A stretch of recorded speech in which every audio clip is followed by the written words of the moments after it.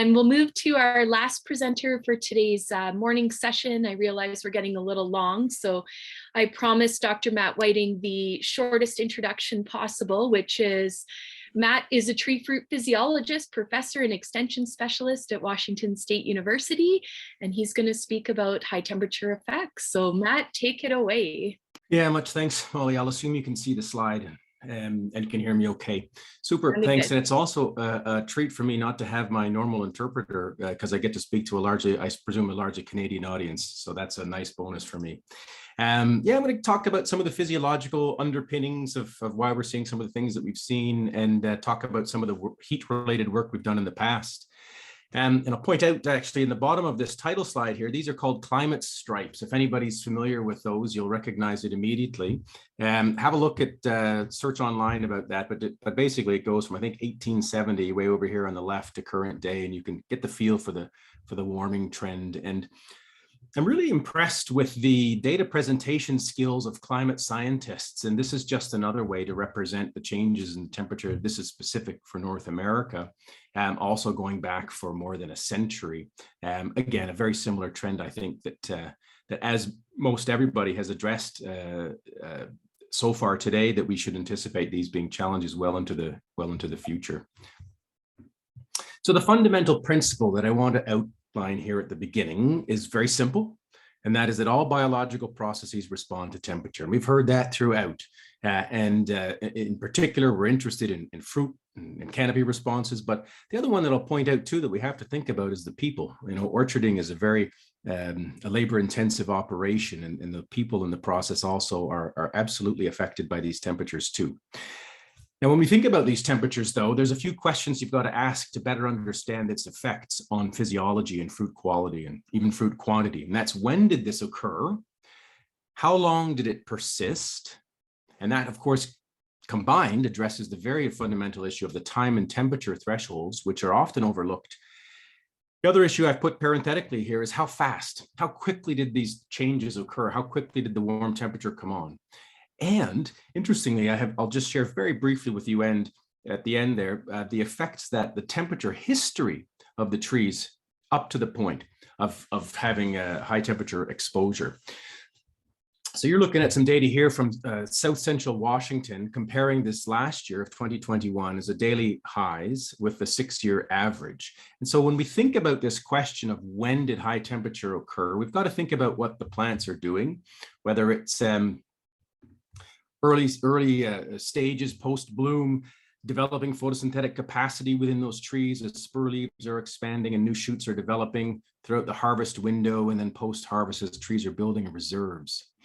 So if we have warm temperatures at the earlier stages, let's say March, or in fact any time now, we can have a couple of things happen. Typically, we'll see a flash bloom or a very rapid change in progression from the first opening flowers to the last opening flowers. And that typically leads to poor fruit set. We've seen repeatedly that these warm springs are poor fruit set, low yield springs. And that's because of the acceleration in the ovule senescence, generally speaking. So despite what you look at and see fantastic pollinator activity and you think you'll have a great set, we find that that's not actually the case. Of course, there's the very direct effects of sunburn on exposed fruit when those high temperatures happen, as they did this past season. You can see here just prior to and overlapping with harvest. We're also concerned with the induction of polycarpy when those high temperatures occur after harvest, and that's commonly known as doubling. We'll talk a little bit about that later. We're also worried about warm temperatures now. You know, here we had a week or so ago, we had temperatures in the low 60s to mid 60s, and as a result, we lost a significant amount of hardiness in our fruit buds, and therefore they become increasingly sensitive to following cold temperatures. So when it happens is important. How warm it gets is important, and what the temperature history has been. And I've included here a broad period of time where we're also very concerned about reductions in photosynthesis. And I'll spend very little time discussing this. Because there's not a lot of new information here, but I want to remind everybody of your high school biology class, where I'm sure you were taught that photosynthesis and the net reactions of which provide the resources or growth resources for the entire tree, whether that be new root development, cambial, meristems, or radial expansion, and of course the ones that we're generally more concerned with, fruit growth and development, and the canopy development as well. So this is it. This is the old textbook illustration from your biology class, right? And you'll be reminded, of course, that CO2, atmospheric CO2, diffuses through the stoma into the leaves, and it's fixed by the enzyme rubisco, which, as the fun fact for the day, is the world's most abundant protein, sometimes making up 50% of protein material in plants. The other, of course, reason that we can live on this planet is illustrated down here. Within the lumen in the chloroplasts, water is split to provide hydrogen ions that are a proton gradient driving the production of energy, but we also release oxygen in this process, and that quite simply creates the atmosphere that allows us to inhabit this Earth. Now, the whole process, of course, is this conversion of light energy into chemical energy, providing resources for the tree. Now, when we measure photosynthesis, we typically measure the disappearance of carbon dioxide as it enters a chamber or a cuvette and is taken up through the actions of photosynthesis. One of the interesting facts is that at high temperature, the rubisco protein catalyzes an oxygenase reaction. And that, in fact, is completely opposite of what you see here in the carboxylase reaction, where CO2 is actually evolved and oxygen is taken up. And that's a bad thing, but one of the simple reasons why we see reductions in photosynthesis at higher temperatures. But if you express leaf CO2 assimilation, right, which is pretty much photosynthetic activity, there is a general response curve illustrated here, where it begins low, it increases to an optimum, and then declines thereafter. And this is not for sweet cherry. There's been a little bit of work done decades ago that suggested this cherry has a relatively flat response between about 63 and 86. But more recently, some work was done suggesting that the optimum for cherry, which follows the previous work, would be somewhere around 78 to 80 degrees Fahrenheit. So that's telling you that as temperatures go above, let's say mid 80s, so you're into the 30s in Celsius, you're going to have a reduction in photosynthesis. And therefore, you're going to have fewer growth resources to be partitioned to developing fruit. So that's the production side. Now, on the other side of the equation is respiration, right? So if you think about a whole tree's ability to produce growth resources for sizing fruit, it's this net carbon or CO2 production. And it has involved the net CO2 exchange rate or photosynthesis over the course of the day. Subtract from that the respiration that occurs in the night. And what you see, what happens with these warming temperatures, and I was so glad to see many of you talk about the nighttime temperatures, because high daytime temperatures reduce the amount of carbohydrates generated in the day, but they also increase the amount of carbohydrates lost in the night. So it's a dual-edged sword that really reduces the amount of growth resources available for production of premium quality fruit. So as net photosynthesis will increase with temperature, and then it will decline after a point. Generally speaking, somewhere around 85 is going to reduce net carbon exchange rate. Warm night temperatures, as I pointed out, will increase the losses. And so you're getting this negative effect on both sides of that equation. That means fewer carbohydrates available for fruit. And our work in the past has shown actually that soluble solids is the most sensitive fruit quality attribute to reductions in photosynthates. Size tends to follow thereafter. You've got to maintain good plant water status to improve resilience to these events, as others have pointed out as well. So one of the techniques that we thought might have been useful this past year as we anticipated this heat event would have been actually going through and doing some thinning, even if that had to be done by hand in the areas of the tree that were especially exposed to the sun, to reduce the demand of fruit and therefore improve canopy source sink relationships. Second thing I want to mention, everything I just talked about is very well studied on leaves or even portions of leaves, but very little is known about an entire tree. And as you can imagine, how a tree or how a canopy reacts to environmental phenomenon is going to be quite different from how a leaf does.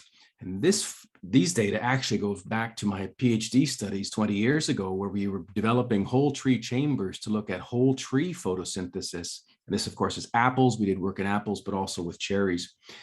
And now then, from these studies, we were generating this seasonal curve in whole tree net assimilation. So that includes a 24-hour period, right, of daily assimilation and then nighttime respiration losses.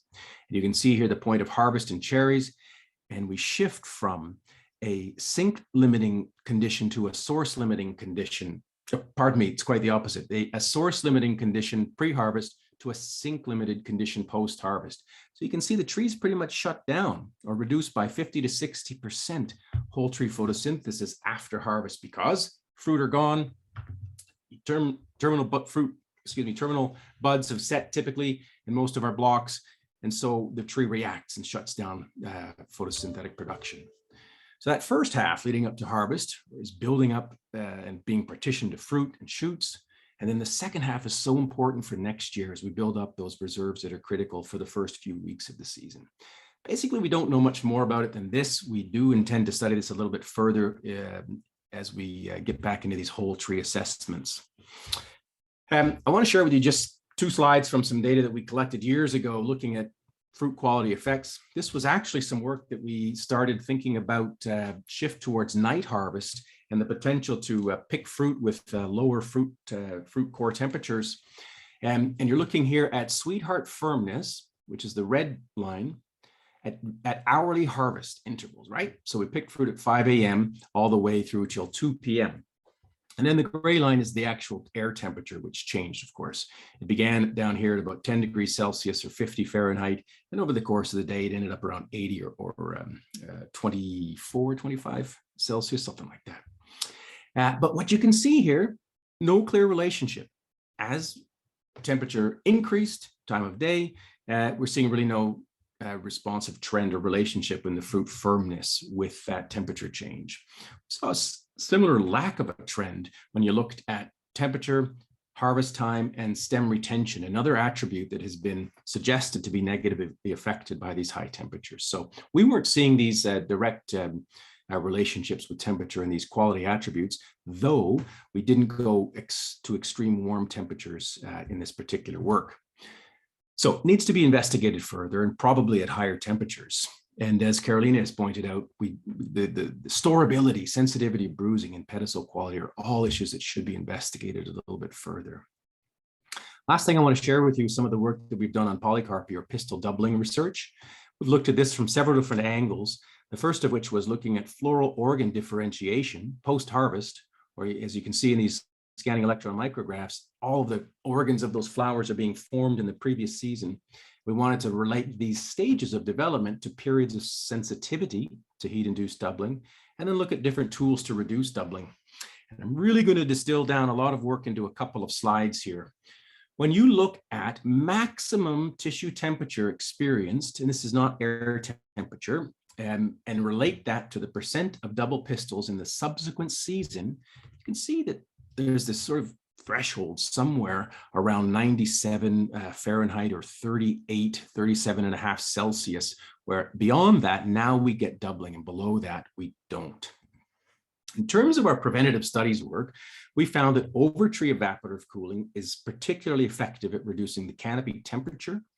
We found that under-tree microsprinklers are ineffective and in fact will increase canopy temperature by running your micros. Over-tree evaporative cooling and reflective sprays such as Surround can reduce doubling, in some cases by up to 50% in some larger scale grower trials that we did. And one really fascinating point that we've learned is that an early heat stress builds resistance in those canopies to subsequent heat stress. And I don't have time to get into this today, but the heat that we had this past season occurred at a stage of bud development where they were not sensitive to heat-induced doubling. So I don't think we're going to have a lot of doubling next year, despite the high temperatures, because it occurred at a window where they were not sensitive. Now, in terms of our preventative studies, just one data slide here, looking at whole canopy temperature. This is tissue temperature versus sun-exposed tissue temperature, and 4 different treatments down in the bottom. This is a shade net, about a 12% shade, where it reduced, particularly at the top, the sun-exposed tissue temperature by 2.5, 3 degrees. Surround treatments were a little bit less effective overall, but did have some benefit. Over-tree micro sprinklers were very effective at reducing tissue temperature, as you can see here. And as I pointed out, under tree micro sprinklers actually increase canopy temperature subtly, but would be largely ineffective for trying to cool down your orchards. All right, in the last 30 seconds here, a few final thoughts. The first of which is we've all seen fruit that look like this, and we've seen fruit that actually make it through heat events fairly well. This variability in phenotype should be further investigated, right? I think as a long-term strategy, we need to be identifying environmental stress tolerance in our genotypes and incorporating this as a distinct trait in our breeding programs, looking for tolerance to these kinds of issues. Another one is we're seeing in Washington a shift to harvesting at night. Several growers did this last year, headlamps in some cases using platforms with LEDs. And this is really exciting for me to see. We've been working on this for quite a while, looking at effects on fruit quality, but also, as I mentioned, the other key biological component in this story are all these people here, and this is a far better environment for them to be working in when it's 15 to 20 Celsius rather than 45. And lastly, let's think about orchard systems in the long run. Think about how we are moving towards compact fruiting walls and what that does to the exposure of our fruit. One very simple comparison I'll leave you with is vertical wood on cherries versus horizontal wood. Both of these are wide trellised fruiting walls, but in the vertical wood, we've got very well protected fruit versus horizontal wood where it's very exposed. And this is one simple example. Here's a photo of a vertical upright in one of our UFO systems. There's a lot of fruit in that picture. You just can't see it. It's very well naturally shaded by leaves. Versus here's actually a grower trying the SSA system into a V architecture in Washington, which bears fruit, a lot of fruit at the base of 1-year-old wood, and therefore is extraordinary exposure of the fruit and very sensitive to these kinds of heat events. So with that, Molly, thanks for your attention and the invitation. I'm sorry to go so far into your lunch, and I suspect that those of you with questions can email me directly, though if there's opportunity to participate this afternoon and answer questions, I'll do so as well. Much thanks. Thanks so much, Matt. That's great. We appreciate, as always, your contributions to the program. And there are a number of questions that have come in the Q&A function. So hopefully Matt will be able to answer those for the growers that have posed them there. And we have run over time, but I do want to just say a very brief thank you to all of our presenters this morning. I think everyone presented some really interesting information as well as shared some key observations and mitigation techniques that are well worth considering going into the future.